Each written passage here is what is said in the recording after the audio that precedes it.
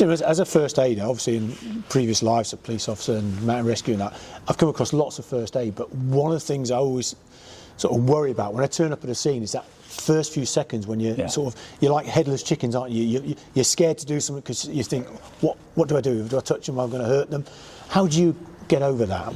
Yeah, and I think you've got to practice, right? And to some extent, you've got to simulate it as well. And for me, again, this is where kind of sanitised classroom lessons fall short because it's kind of too easy.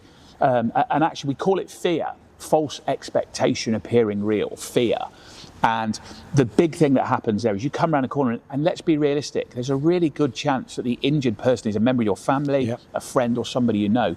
So that fight or flight mechanism is going to go through the roof and you're going to feel anxious, and that's a chemical reaction, right? It's your fight or flight mechanism, and that's normal.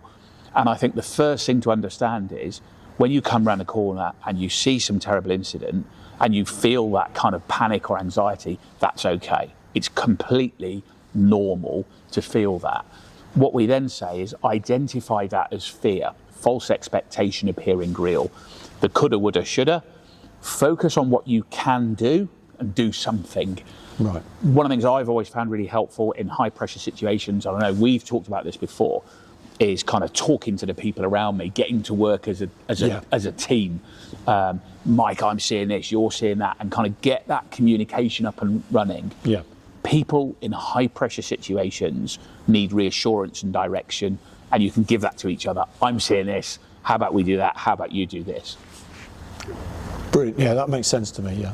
Well, again, I think it's stuff that's talked about on our Save a Life course that maybe isn't often talked about in a context of kind of sanitised classroom first aid training.